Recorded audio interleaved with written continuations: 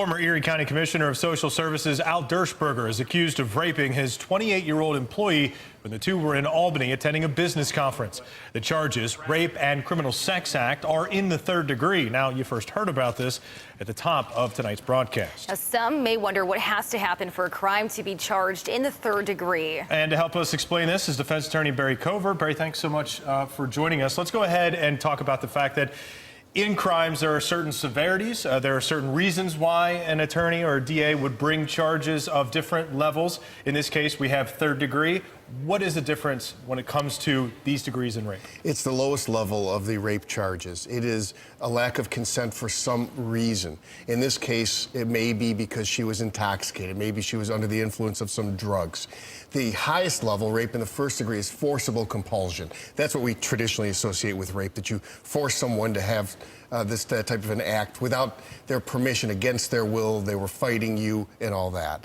The second level is the lack of consent. Rape in the second degree is lack of consent because they're mentally disabled or something like that. And then rape in the third degree, which is the lowest level, an E felony, which provides for 1 1/3 to 4 years incarceration as a maximum sentence.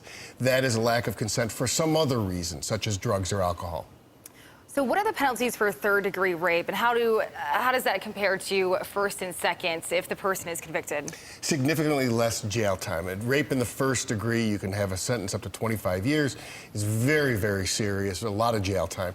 With rape in the third degree, however, the maximum sentence is indeterminate, 1 1/3 to 4. That's the maximum, and then the Division of Parole will decide when you get out after your first application at about 1 year in. Chances are you'll do 2 2/3. So there's significant jail time, and it's a felony, and you still have to report under the state registry for sex offenders, but it is the lowest of the levels. Now, the allegations in this case are that Dershberger had this contact, had raped one of his employees who was a subordinate. Yes. Now, his age is different, 53, hers is 28. The ages perhaps don't make that much of a difference. What does, perhaps in this case, are the fact that we're talking about an employee and his subordinate. Does the court take that kind of thing into consideration? Assuming he either takes a plea or they prove the case beyond a reasonable doubt, and obviously he is presumed innocent and should be treated as such. But if he takes a plea or it's proven beyond a reasonable doubt, the court will take that into consideration. It's a factor. It's not an element of the offense. That's not what makes it illegal. But the court will certainly look at the fact that he, if in fact he's guilty, that she was a subordinate to him. He had a level of control or power over her that is kind of unusual, not normal in day-to-day relationships. Interesting. So it may come up, if it does, in the sentencing phase, perhaps, of this particular case. Again, if he pleads guilty or is found guilty. Very good. All right, Barry Covert, thanks so much for joining us Thanks tonight. for the insight. We appreciate it. Thank you.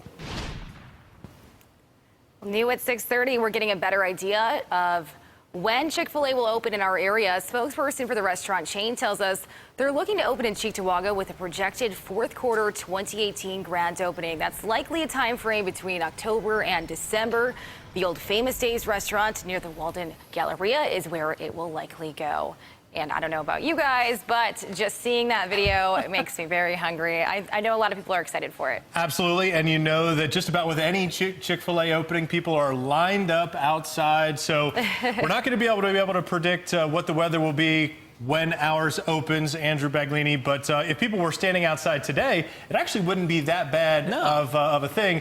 Perhaps if you have tonight. An umbrella. You have a light rain jacket, you'll be fine, I think, if you were standing outside tonight. My problem is I can predict when I'm craving Chick-fil-A, and it's usually on Sundays. Right? I have a history of that, and always. I'm always left soul crushed. But